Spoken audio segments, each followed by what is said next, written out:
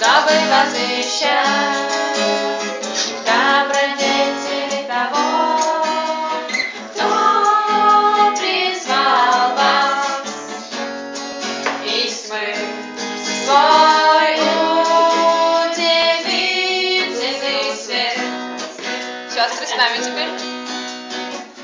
Но вы избранный род, царственное священство, святое племя, народ приобретенный в достояние, чтобы возвещать добродетели того, кто призвал вас из тьмы свой удивительный свет.